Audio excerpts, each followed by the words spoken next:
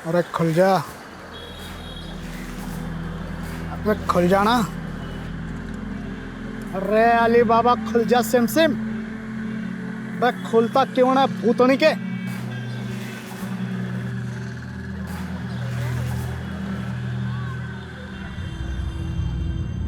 ले भाई, ABCD आया त्रिभुज सब करके देख लिया, लेकिन इसका पैटर्न है ना मुझे याद नहीं आ रहा है। 2000 रुपये लगेंगे। चल खोल खोल। ठीक है।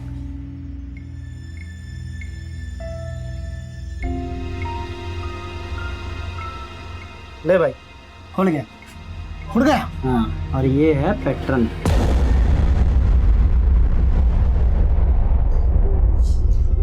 पापा,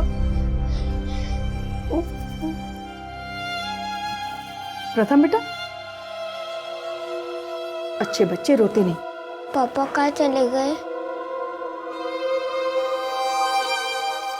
बोलो ना दादी, पापा कब आएंगे? आएंगे बेटा, बहुत जल्दी आएंगे।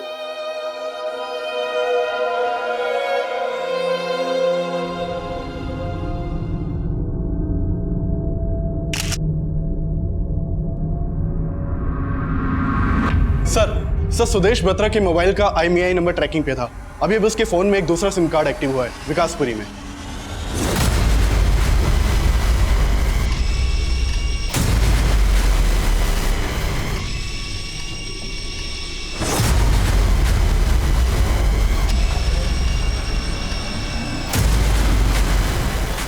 क्या हो रहा है?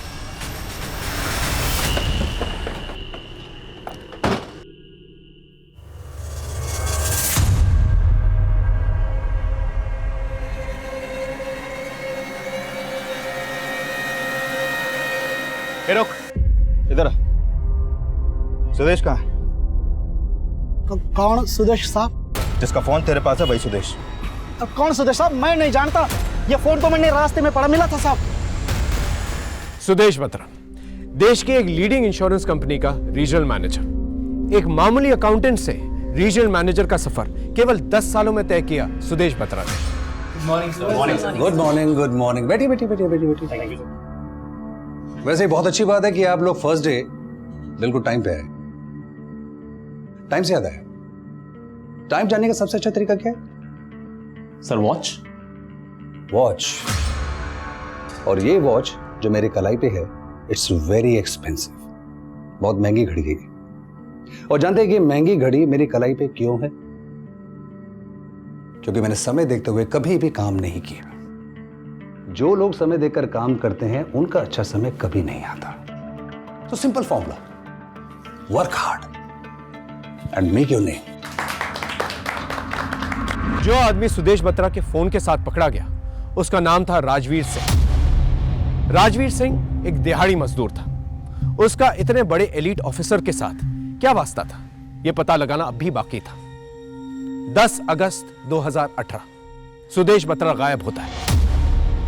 सुदेश बत्रा मिसिंग केस के इन्वेस्टिगेशन के दौरान उसकी जिंदगी के पर्सनल और प्रोफेशनल कई पहलू हमारे सामने हैं।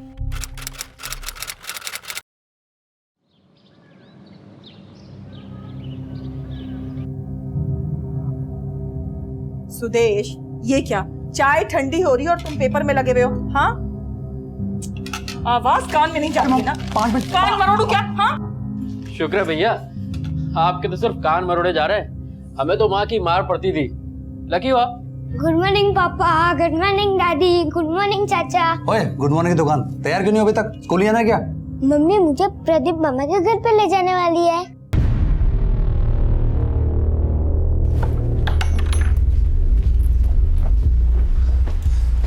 अंजलि, तुम्हारा मूड बदला नहीं अभी तक? बदल तो तुम गए हो, इसलिए मुझे भी अपना रास्ता बदलना पड़ेगा, और ये घर भी। अरे यार, तुम क्या ये बेकार की बातें बोलकर घर का माहौल इस तरह से खराब कर रही हो? बेकार की बात है? जो बोल रही हूँ एकदम ठीक बोल रही हूँ मैं। ऑफिस के 25 लोगों को हैंडल करना आसान काम है, तुमको हैंडल करना इम्पॉसिबल है।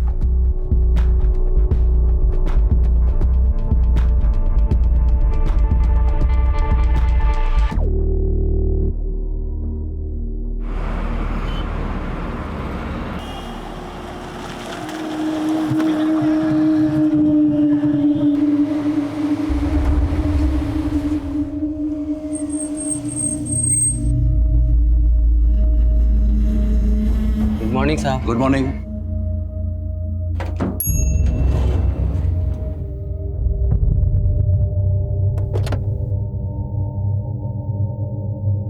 बाद में बात करती हूँ। Good morning, good morning, good morning. Sudesh, good morning Sudesh. देखा तूने?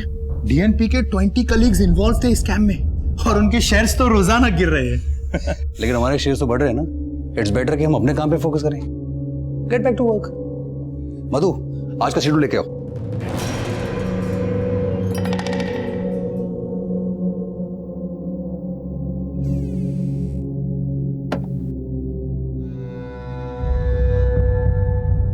नौ बज गए, सुदेश अब तक घर नहीं आया है। उसको फोन लगा रही, फोन भी नहीं लग रहा उसका। तुम्हें कुछ बता के गया है कि वो आज लेट आने वाला है? नहीं मम्मी, मुझसे तो कुछ नहीं बोला उन्होंने।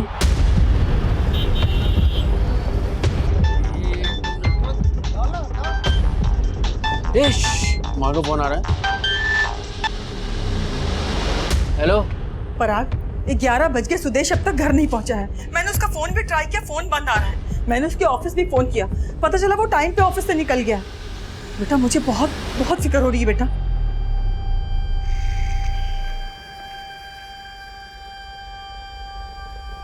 ये 12 बज गए, अब तक कहाँ?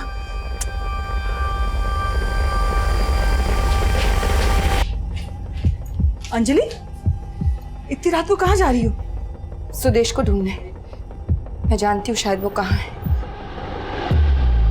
क्या वाकई अंजलि को पता था कि सुदेश उस रात कहां गया था?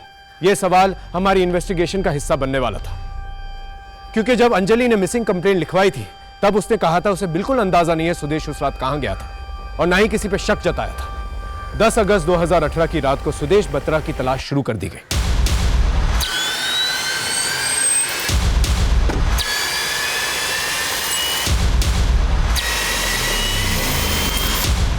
उसका फोन हमारे सर्वेलेंस में था। उसे गायब होने का राज पता करने के लिए 11 अगस्त को हम उसके ऑफिस पहुंचे।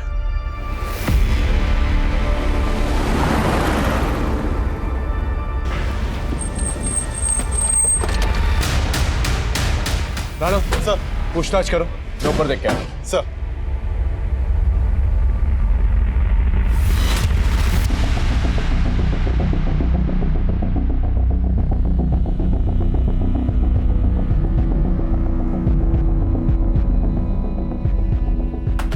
ये कौन है? राधिका सेन, क्रेडिट डिपार्टमेंट की हेड है। सुदेश सर और राधिका मैम अक्सर एक साथ ही निकलते हैं। अक्सर एक साथ ही निकलते हैं? सुदेश राधिका को ड्रॉप करता है? नहीं, राधिका मैम की खुद की गाड़ी है। ये राधिका का है? हाँ राणा। सर, पार्किंग लॉट में तो सीसीटीवी नहीं है। मैंने एग्जिट गेट के सीसीटीवी फुटेज चेक किए। सुदेश की गाड़ी यहाँ से 8 बजे निकली थी। ये सीसीटीवी फुटेज। लेकिन सर ये देखिए, ये सुदेश की गाड़ी है। ये 8 बजे यहाँ से निकली थी। जरा रिवाइंड करना। मधुरिमा जरा देख के बताना फुटेज, इसमें कहीं राधिका की गाड़ी नजर आती है? सर ये। Thank you very much. Thank you sir. 7:30 बजे राधिका और सुदेश पार्किंग लॉट में पहुंचते हैं, और ठीक 7:40 को राधिका अपनी गाड़ी लेके निकल जाती है, और तकरीबन 20 मिनट तक सुदेश पार्किंग एरिया में ही रहता है। तो हो सकता है कि राधिका ही वो आखिरी शख्स हो जिसने सुदेश को आखिरी बार देखा। हाँ सर, कल सुदेश और मैं साथ में ही निकले थे। सुदेश ने बताया तुमसे मिलने के बाद वो कहाँ जाने वाला था? नहीं सर, बल्कि मैं खुद हैरान हूँ कि सुदेश अचानक से जा कहाँ सकता है। ऑफिस से निकलते वक्त क्या बातचीत हुई थी आप लोगों की? नथिंग स्पेशल, बस इधर उधर की बात है। कल तुम्हारी मीटिंग है एमडी के साथ? सुबह 11 बजे। Oh, let's meet tomorrow. Sure. Bye bye. आपके जाने के बाद सुदेश पार्किंग लॉट में 20 मिनट तक था। कहीं कुछ छुपा तो नहीं रही है? नहीं सर, जरूर सुदेश की वाइफ ने आपसे झूठ बोला होगा। कल आई थी वो मेरे घर। मैंने उसे कल भी क्लियर किया था कि सुदेश मेरे घर आया ही नहीं। अरे अंजलि, तुम यहाँ इस वक्त? सुदेश कहाँ है? सुदेश? मुझे क्या पता। बेडरूम में है ना? अरे Anjali, Anjali, how dare you! मैंने कहा ना सुदेश यहाँ नहीं है। तो सुदेश की वाइफ को शक है कि तुम्हारा और सुदेश का अफेयर है? हाँ सर, लेकिन ऐसा कुछ नहीं है सर। सुदेश भी परेशान रहता था अंजलि से, इसी वजह से। सुदेश ने बताया था मुझे कि अंजलि घर छोड़कर जाने वाली थी। और सुदेश सुदेश का यहाँ पे? मुझे नहीं पता सर। सर, पार्किंग एरिया में खून के धब्बे मिले।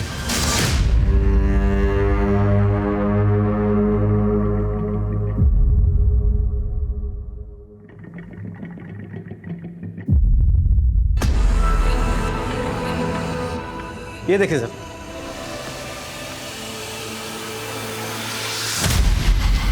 मामला सीरियस लगता है। फॉरेंसिक टीम बुलाओ और ब्लड की जांच करवाओ। पता लगाओ सुदेश का ब्लड ग्रुप क्या था और इस ब्लड से मैच करके देखो। Okay sir. पार्किंग लॉट में आने जाने वाले हर एक शख्स से पूछताछ करो और राधिका की कुंडली निकालो। पता लगाओ राधिका और सुदेश का क्या चक्कर था, और यह भी पता लगाओ सुदेश का किसी कलीग से झगड़ा हुआ था। तब तक मैं अंजलि के घर जाता हूँ, ये पूछता हूँ कि अगर उसे शक था सुदेश और राधिका साथ में है तो ये बात हमसे क्यों छुपाई? हाँ सर, मुझे शक है कि राधिका और सुदेश का अफेयर चल रहा है। इसी बात को लेकर मेरा और सुदेश का झगड़ा भी हुआ था। मुझे चीट कर रहे हो? मुझे तुम्हारे साथ नहीं रहना। I hate you. ठीक है, तुम्हें जो करना है करो, और अब मैं वो करूंगा जो मुझे करना है। और जब वो रात को घर नहीं आए तो मुझे लगा मुझसे बदला लेने के लिए वो राधिका के साथ, इसलिए अब राधिका के घर गई। Anjali, how dare you! मैंने कहा ना सुदेश यहाँ नहीं है। नहीं है तो देखने दो ना, रोक क्यों रही हो? अरे अंजलि, मेरी बात। राधिका, क्या चल रहा है सब? क्या हो क्या रहा है मेरे घर में? वो तो राधिका के हस्बैंड घर आ गए थे, नहीं तो मैं। हस्बैंड? हाँ सर, जैसे सुदेश मुझे चीट कर रहे हैं, राधिका अपने हस्बैंड को चीट कर रही है। अगर आपको इतना ही डाउट था तो पहले क्यों नहीं बताया हमसे ये सब? सर, मैं बात को ज्यादा आगे बढ़ाना नहीं चाहती थी। वैसे कोई और बात है जो आप हमसे छुपा रही हैं? जी बिल्कुल नहीं, ऐसी कोई बात नहीं है। सर, मैंने सुदेश के ऑफिस में काम करने वाले सभी लोगों से बात की, लेकिन सबका यही कहना है कि उन्होंने कुछ भी सस्पिशियस नहीं देखा। और मैंने सुदेश के कॉल रिकॉर्ड भी चेक किए। उसका फोन कल रात उसके ऑफिस वाले एरिया में 7:55 को ही बंद हो गया। सुदेश और राधिका ऑफिस से 7:30 बजे निकलते हैं। ठीक 7:55 पे सुदेश का फोन ऑफ होता है और ठीक 8 बजे उसकी गाड़ी पार्किंग लॉट से निकलती है, और उसके बाद पार्किंग लॉट में ये खून के धब्बे। क्या कनेक्शन हो सकता है? सर, सुदेश के कॉल रिकॉर्ड में तो कुछ भी सस्पिशियस नहीं मिला है, लेकिन हाँ, एक बात जरूर पता चली है कि सुदेश और राधिका के बीच अक्सर फोन पर काफी बातें होती थी। ये देखिए सर, वो भी देर रात तक। पर राधिका का कहना है कि वो सुदेश से किसी प्रोजेक्ट को लेकर बात करती थी। और दूसरी ओर अंजलि को लगता है कि सुदेश राधिका के साथ था उस रात। हो सकता है जो अंजलि ने ना देखा, राधिका के पति ने देख लिया सुदेश को अपने बेडरूम में। सर, मुझे लगता है सुदेश के गायब होने का कनेक्शन राधिका के घर से ही मिल सकता है।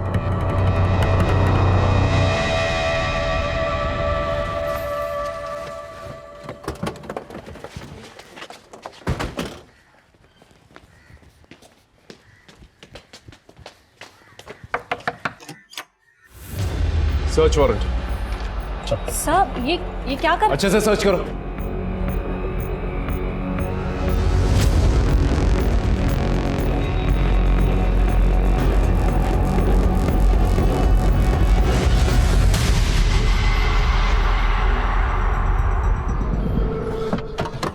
सर, अगर ये सुदेश वाकई में कोई स्कैम करके गायब हुआ है तो वो ब्लड जो हमें पार्किंग में मिला उसकी क्या कहानी है?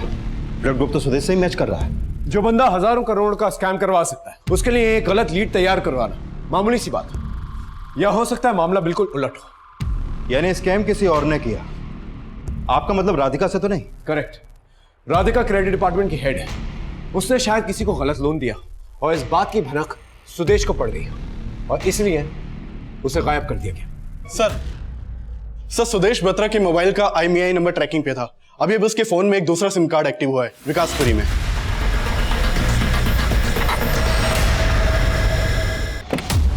सर, इस राजवीर को बहुत तोड़ा, लेकिन वो अपने एक ही सुर पे अटका पड़ा है कि उसे सुदेश का मोबाइल विकासपुरी के पास कहीं पड़ा मिला। और सर, राजवीर के पास से एक और मोबाइल और 16,900 रुपए भी मिले हैं। साहब माना कि वो फोन मेरा नहीं है, लेकिन पैसे तो मेरे हैं ना साहब। वो फोन तो मुझे रास्ते में पड़ा मिला साहब, लेकिन पैसे मेरे कमाई के साहब, चोरी ना किया मैंने साहब। अच्छा, क्या धंधा करता है? कुछ भी कर लेता हूँ साहब, जैसे कि पेंटिंग करना हो या माल यहाँ से वहाँ ले जाना हो, कुछ भी कर लेता हूँ साहब। गरीब आदमी का बैंकों में पड़ा पैसा बड़े बड़े लोग उठा के ले जाते, उन्हें कोई नहीं धरता, लेकिन मैंने जमीन से पड़ा फोन क्या उठा लिया, आपने मुझे धर लिया साहब। साहब माँ कसम साहब, अगर मेरा फोन भी जमीन पर गिर जाए ना तो भी ना उठाऊं मैं इसके आगे साहब। पैर पड़ता हूं साहब। नौटंकी नहीं, नौटंकी नहीं। ये नौटंकी ना है साहब, दिल रो रहा है मेरा साहब, मेरा विश्वास करो साहब। मैंने कुछ नहीं किया साहब, मैंने कुछ नहीं किया। आप चाहो तो मैं आपको वो जगह भी दिखा देता हूँ जहाँ पे वो फोन मिला साहब।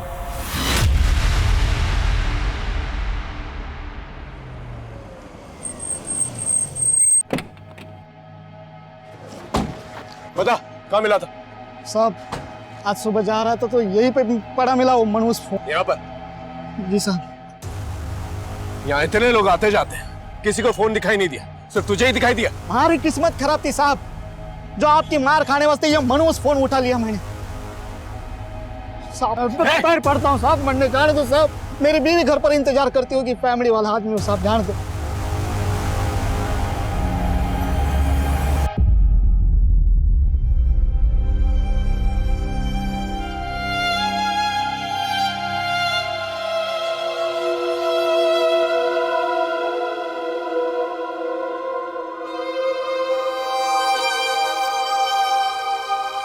घर का माहौल खराब कर दिया तुमने।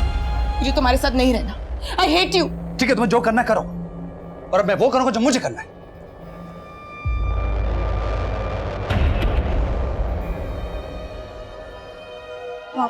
प्रथम, प्रथम, यहाँ क्या कर रहे हो? खाना लगा दिया, चलो खाना खाते हैं। आप पापा से नाराज है इसलिए पापा चले गए ना? बोलो ना पापा कहाँ है?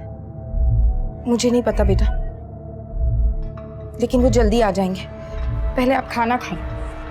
पापा नहीं आते तब तक मैं खाना नहीं खाऊंगा। अरे प्रथम, जिद मत करो बेटा। अंजलि, प्रथम को तो तुम दिलासा दे रही हो, लेकिन तुम्हारे और सुदेश के बीच में इतना कुछ हो गया और तुमने मुझे बताया तक नहीं। मम्मी प्लीज, आप फिलहाल ये सब बातें मत कीजिए। अभी तो सिर्फ मैं ये चाहती हूँ कि सुदेश जल्द से जल्द सही सलामत घर वापस आ जाए।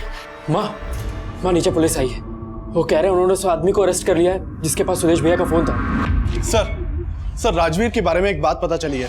बिजवासन पुलिस भी राजवीर को ढूंढ रही है। बिजवासन थाने में उसकी मिसिंग कंप्लेंट फाइल है। ये देखिए सर 10 अगस्त की रात को जब राजवीर अपने घर नहीं पहुंचा तो उसकी बीवी ने उसकी मिसिंग कंप्लेंट फाइल करवाई थी।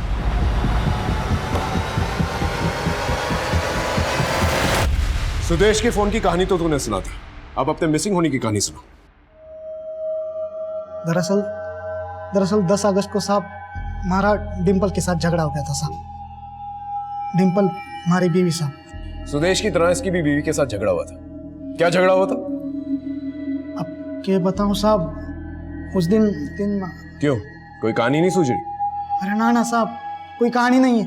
बात यह है कि डिम्पल जो है ना वो मेरी बैल्यू ना समझती साहब। हर बात पर किट किट करती रहती। खाना मांगो तो जाके ले लो खाना, पानी मांगो तो पी लो पानी।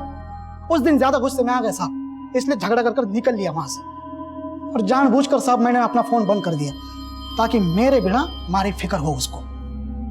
और वही हो गया साहब। मेरे जाने के बाद मारी फिक्र हुई उसको, इसलिए तो उसने रपट लिखवा दी साहब। मैंने जाने दो साहब, घर पे डिम्पल मेरा इंतजार करती होगी साहब, जान दो। बेटा तू जितना ऊपर है ना उतना नीचे भी अच्छी तरह से समझ रहे हैं हम लोग। 10 अगस्त को जानबूझ के फोन बंद किया था ना ताकि सुदेश को उठा सके, और मिसिंग कंप्लेंट का भी आइडिया तेरा ही था। तेरी बीवी भी इन्वॉल्व है ना इसमें।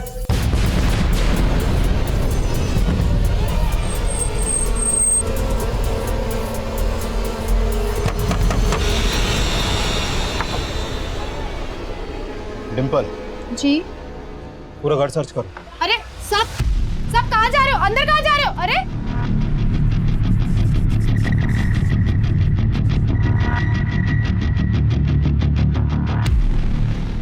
ये बात कर रहे हो साहब? अगर राजवीर घर पर होता तो मैं उसकी रपट क्यों लिखवाती? मेरा घर क्यों ऊपर नीचे करने पे लग रहे हो आप? इतना भोली मत बन डिम्पल, हम सुदेश को ढूंढ रहे हैं और तुम दोनों का यही प्लान था ना कि पहले राजवीर सुदेश को गायब करेगा और फिर तू राजवीर की मिसिंग कंप्लेंट दर्ज करवाएगी ताकि हमारा शक उस पे न जाए। कौन सुदेश? सर यहाँ कोई नहीं मिला, शायद सुदेश यहाँ आया ही नहीं था। देखा, पहले ये बताओ राजवीर कहाँ है? ये क्या हो रहा है साहब? अब हमारी बीवी को भी उस सुदेश के साथ जोड़ रहे हो। अरे ना वो जानती है किसी सुदेश को, ना मैं। वो तो हम गुलवा लेंगे सर। एक अच्छी तरह से खातिरदारी करो इसकी। साहब सुन लो साहब, शिकायत दर्ज कराने वाले को ही अंदर कर दिया। घड़ा अन्याय है ये सब। चुप हो जा। कैसे कैसे चुप हो जाए? क्या चिल्लम चिल्ली हो रही है यहाँ पर? साहब आप सबके सब बिक गए हो साहब। मुझ गरीब पर जुल्म करके क्या मिलेगा साहब आपको? उनको क्यों नहीं अंदर करते जो विदेशों में बैठे हैं? बिल्कुल राव मिलाए जोड़िए तुम और तुम्हारा पति। साहब उसको छोड़ दो ना साहब। अगर वो निर्दोष है तो उसे छोड़ देंगे, वरना बहुत मार खाएगा मेरे हाथों। नहीं नहीं साहब, मारना मत साहब। उसने कुछ किया होगा तो मुझे बताएगा साहब। एक बार मिलने दो ना साहब।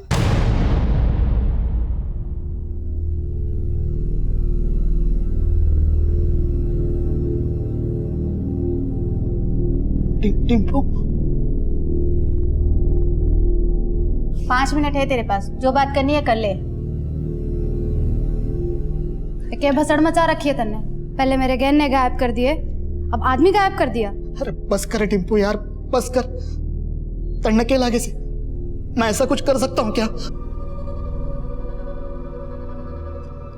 मारी मती मारी गई थी, जो रास्ते में पड़ा वो फोन मैंने उठा लिया और फंस गया यार। लेकिन इन लोगों ने मैंने बहुत मारा टिम्पू, बहुत मारा मैंने यार। वो मैंने कुछ ना किया है टिम्पू, सारी कसम मैंने कुछ ना किया। रोता क्यों? रोता, हमने कुछ ना किया ना, हमें कुछ ना होगा। I love you Timpu, I love you यार। हमें दोनों मियां बीवी पे शक था, लेकिन उनका कोई कनेक्शन सुदेश से नहीं मिल पा रहा था। और तभी सुदेश की गाड़ी नजफगढ़ में मिली, और गाड़ी मिलने के बाद यह साफ हो गया कि सुदेश के साथ कुछ भयानक हुआ था।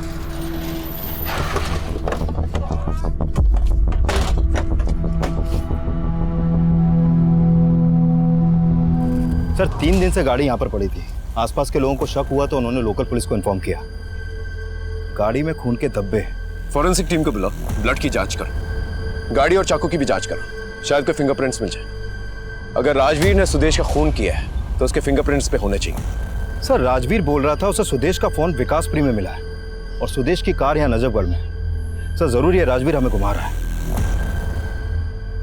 राजवीर पे हमें शक तो था, लेकिन एक मामूली दिहाड़ी मजदूर का इतने बड़े ऑफिसर के साथ क्या कनेक्शन था, ये हम समझ नहीं पा रहे थे। हो सकता था राजवीर को सुपारी मिली थी सुदेश को गायब करने के, लेकिन ये एक ऐसी थ्योरी थी जिसे सच साबित करने के लिए हमारे पास कोई भी ठोस सबूत नहीं था। इसीलिए हमने इन्वेस्टिगेशन की दिशा बदली और हमने सुदेश की फैमिली और उसके ऑफिस के लोगों को खंगालना शुरू किया। सुदेश एक जिम्मेदार बेटा था और अच्छा पिता भी, लेकिन उसकी बीवी अंजलि के साथ उसका रिश्ता ठीक नहीं था। अंजलि पे हमें शक था। राधिका और मेहुल भी हमारी रेडार में थे, लेकिन जैसे जैसे इन्वेस्टिगेशन आगे बढ़ती गई हमें पता लगा कि सुदेश के ना चाहने वाले उसके ऑफिस में कम नहीं थे। ये क्या है सचिन, तुम्हारे टारगेट्स पूरे क्यों नहीं हो रहे? सर मैंने 200 से भी ज्यादा क्लाइंट्स को कॉल किए हैं, 4 बार किए हैं sir. I did my best sir. किसी का फेलियर उसका बेस्ट नहीं हो सकता।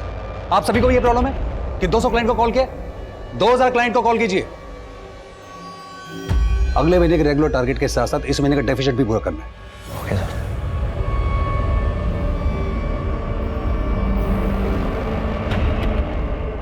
सुदेश चाहता था कि हर एम्प्लॉय उसको अपना 100% दे, और कभी कभी इसी चक्कर में थोड़ा सा ओवर रिएक्ट करता था। पर मेरे हिसाब से वो एकदम सही करता था। बॉस अगर बॉस की तरह बिहेव ना करे और इजीली सेटिस्फाई हो जाए तो ग्रोथ कैसे होगी कंपनी की?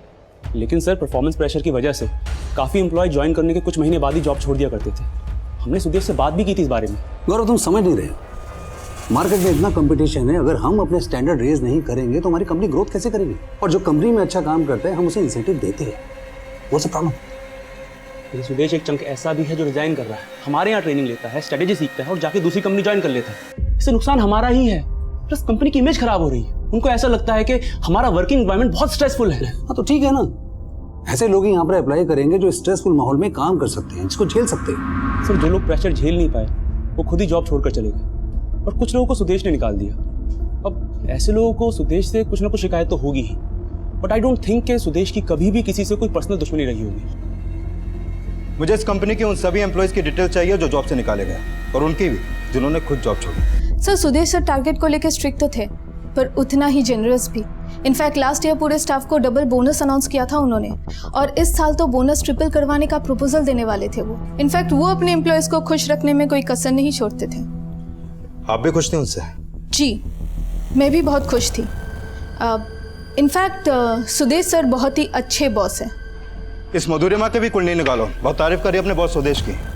ये सुदेश की पर्सनल असिस्टेंट थी, तो हो सकता है पर्सनल रिलेशन भी डेवलप हुए हैं दोनों के बीच में। Okay sir.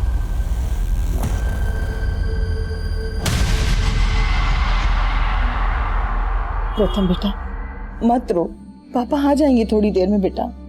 कितना वेट करूं दादी, पापा की याद आ रही है।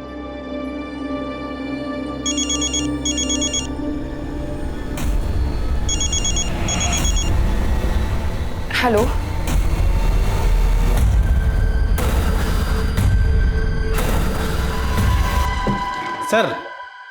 सर राजवीर की बीवी डिंपल के बारे में एक खबर पता चली। सर ये डिंपल प्रोस्टिट्यूट थी। इसके बहुत सारे क्लाइंट्स थे पहले, लेकिन राजवीर से शादी करने के बाद उसने वो सब काम छोड़ दिया। डिंपल एक प्रोस्टिट्यूट थी। डिंपल जैसी लड़की का उसके पति राजवीर का सुदेश के साथ क्या कनेक्शन हो सकता है? लगता है डिंपल से मिलना पड़ेगा।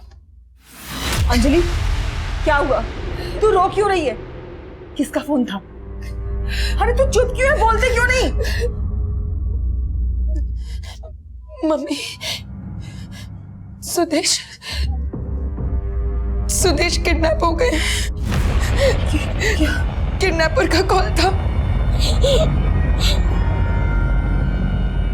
हेलो, सुदेश की बीवी है ना तुम? कौन बोल रहा है? ये जानने की जरूरत नहीं है। अगर सुदेश को जिंदा देखना है तो तुझे 50 लाख देने होंगे।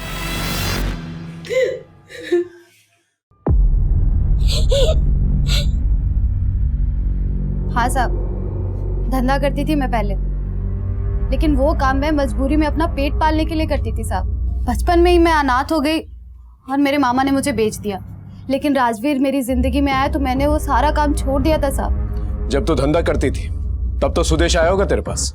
कौन सुदेश साहब? मुझे नहीं मालूम। मेरे लिए तो सब कुछ राजवीर ही है। बहुत प्यार करता है राजवीर मुझसे साहब।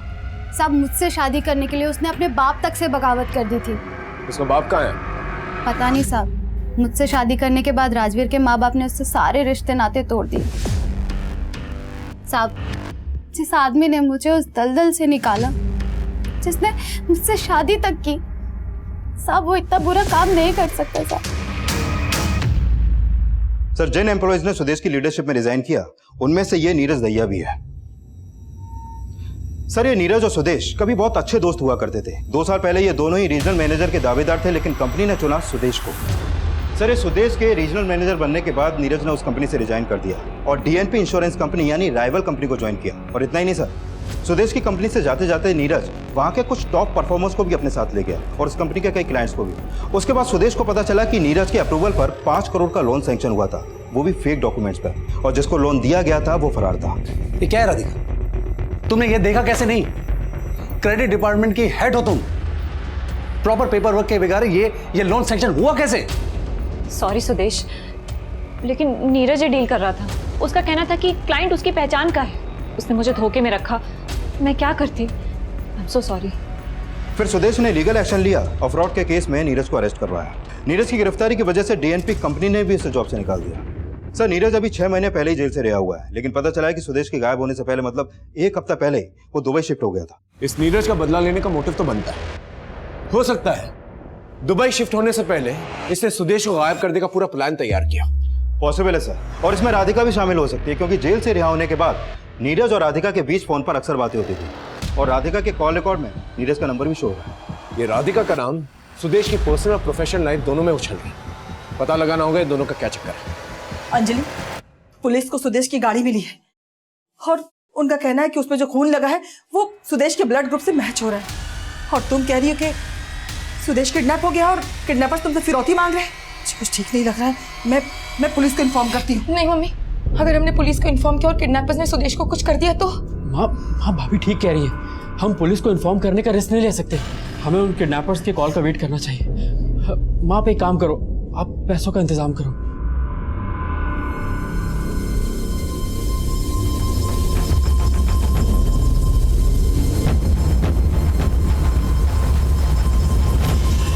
सुदेश की बीवी का कहना है कि सुदेश का अफेयर था तुम्हारे साथ। फिर ये नीरज का क्या चक्कर है?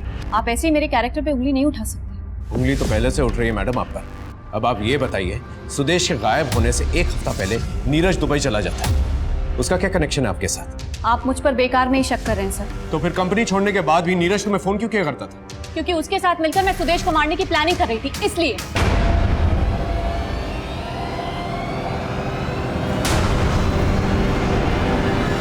यही सुनना चाहते थे ना आप? लेकिन ऐसा कुछ नहीं है सर। नीरज मुझे कॉल करता था, मैंने कभी उसे सामने से कॉल नहीं किया। आप चाहे तो इन्वेस्टिगेट कर सकते हैं।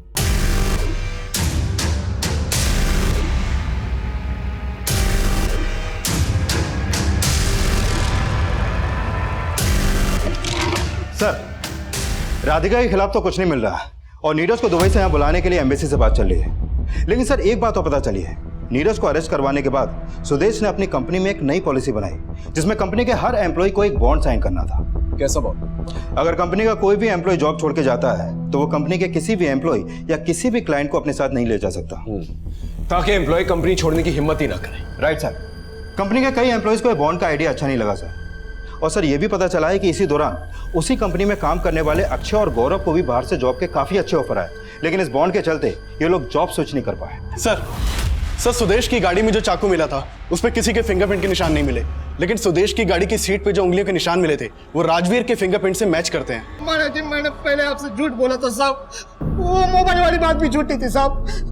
दरअसल मैं उस रात नजफगढ़ से जा रहा था साहब, तो तुम्हारी नजर एक गड्ढे के ऊपर गई साहब। उसका दरवाजा खुला था, मैंने अंदर झांक कर देखा तो अंदर एक आदमी की लाश थी, शायद सुदेश की लाश होगी साहब। तूने मारा था उसे? नहीं साहब, मैंने नहीं मारा था साहब, वो तो पहले से मारा पड़ा हुआ था साहब। उसका चेहरा भी बिगाड़ दिया था साहब, पहचान नहीं आ रहा था। मैंने वो चैन घड़ी मोबाइल अपने पास रख लिया और फिर मैंने सोचा कि गाड़ी भी चुरा लेता हूँ साहब। बाद में मैंने जो है ना वो गाड़ी चुराने का आइडिया ड्रॉप कर दिया साहब, क्योंकि उसमें खून लगा था। बॉडी के पर्स से मुझे 4 कार्ड और 2000 रुपये कैश मिला, जो मैंने मेरे पास रख लिया साहब। घड़ी और चैन बेचकर 15,000 रुपये मिल गए थे, उसमें से 2100 रुपये का मोबाइल बना दिया। बाकी सब जो थे वो सब मेरे पैसे थे साहब। कुल मिलाकर 16,900 थे जो आपको मेरी जेब से मिली। मैंने कुछ ना किया साहब, और मैंने कोई सुपारी भी ना ली साहब। आप चाहे तो मैं आपको वो जगह भी दिखा देता हूँ जहाँ पे मैंने वो बॉडी फेंकी थी। इतना पीटो इसे कि झूठ के कीटाणु हमेशा के लिए मर जाए। मैं सच कर रहा था। हेलो, पैसे का इंतजाम हुआ क्या? हाँ हो गया है, लेकिन सुदेश का है, उनका बेटा उनसे बात करने के लिए तरस रहा है। प्लीज एक बार बात करा दो प्लीज। हाँ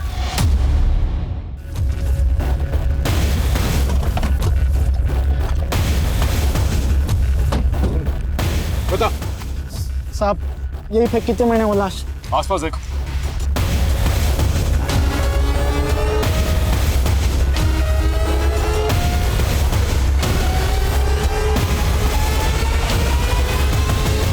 सर यहाँ आसपास तो कोई बॉडी नहीं मिली है।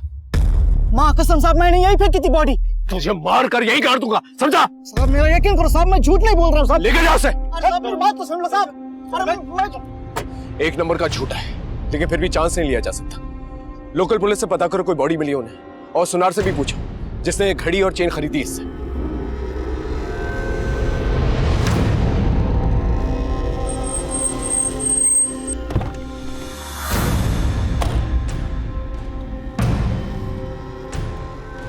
वो सुनार ने मान लिया था कि राजवीर से उसने 15,000 रुपए देकर वो घड़ी और चेन खरीदी थी, लेकिन नरेला पुलिस ने बताया कि उन्हें उस डंप एरिया में कोई लाश नहीं मिली थी।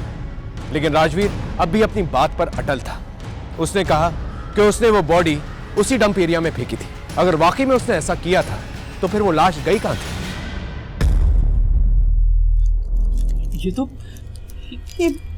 ये मेरे बेटे सुदेश की है। क्या हुआ सुदेश को? देखिए, फिलहाल हमें कोई लाश नहीं मिली है, लेकिन जिस आदमी के पास सुदेश का फोन बरामद हुआ था उसने कहा उसे गाड़ी में एक लाश मिली थी, लेकिन उसका चेहरा इतना बिगड़ा हुआ था कि उसे पहचानना बहुत मुश्किल था, और वहीं पर ये सारी चीजें मिली। लेकिन जब हम उस जगह पर पहुंचे वहां कोई लाश नहीं थी। अब पूरे दावे के साथ तो नहीं कह सकते हैं, लेकिन हो सकता है कि राजवीर ने सुदेश को मारा।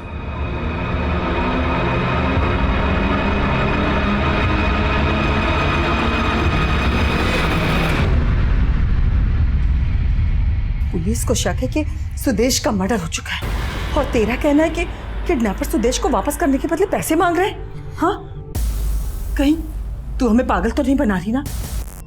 तू नहीं कहीं सुदेश को कुछ ऐसा वैसा नहीं किया ना?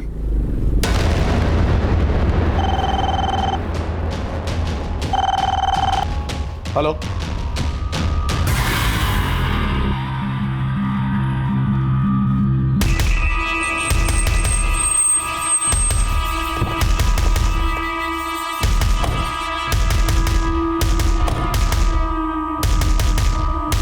मैं झूठ नहीं बोल रही हूँ सर। किडनैपर का कॉल आया था। मैं डर गई थी। उन्होंने मुझे धमकी दी थी कि अगर मैंने आप लोगों को कुछ भी कहा तो वो सुदेश को। लेकिन आपके सास और देवर का कहना है कि किडनैपर्स का फोन एक नाटक है।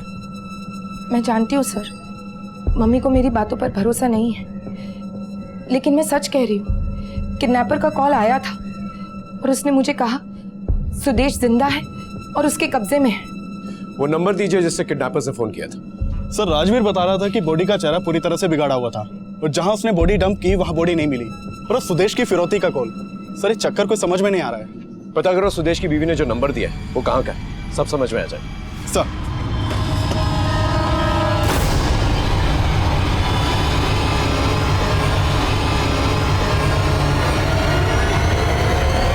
हाँ आदित्य बोलो।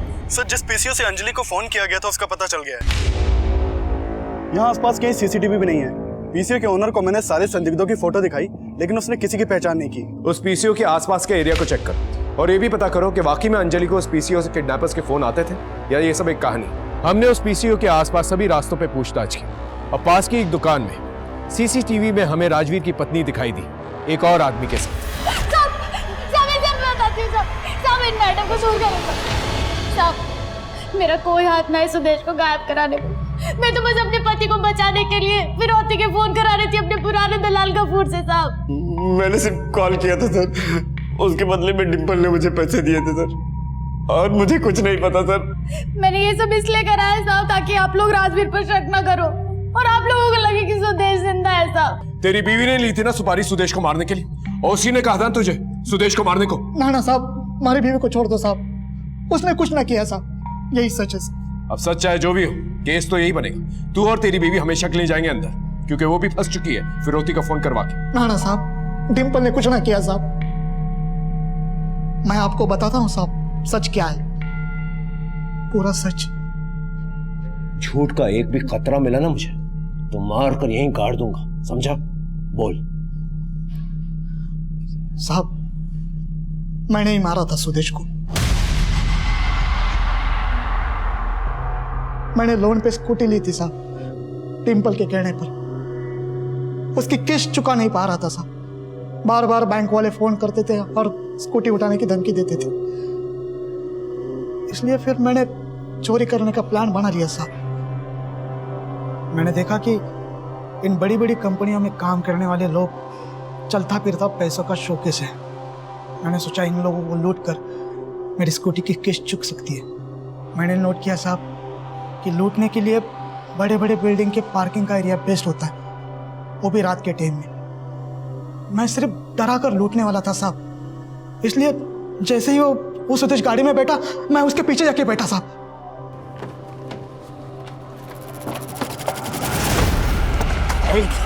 चुपचाप से अपना कीमती सामान निकाल, समझना? कुछ होशियारी मत करना। मेरा चाकू से उसका गला कट गया। उसकी गाड़ी नजाबगढ़ के सुनसान एरिया में छोड़ा है साहब।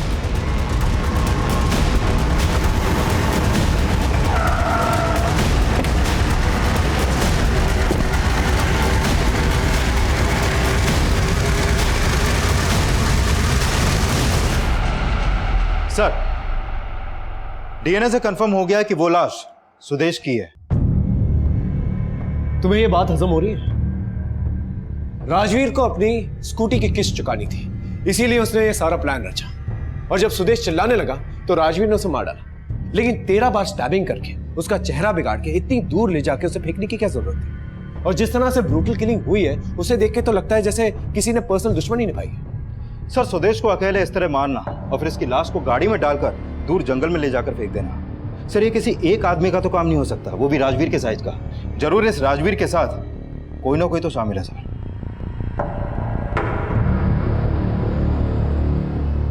इस बार मैंने पूरा सच बोला है साहब, हमारे डिंपल की कसम साहब। मैंने ही मारा था सुदेश को, यही सच है, यही सच है साहब।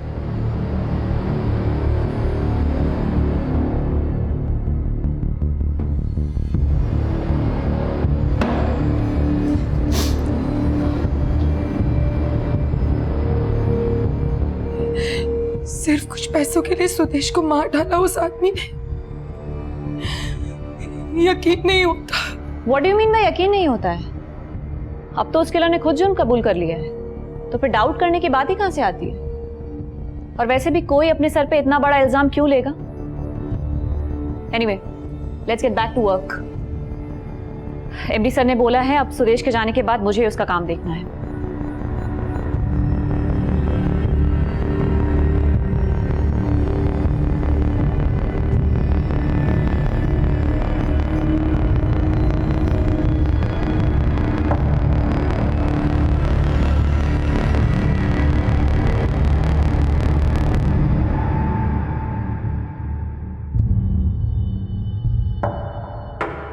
Sudesh Batra murder case solve हो चुका है। कातिल का कन्फेशन ही हमारे लिए सबसे बड़ा सबूत था।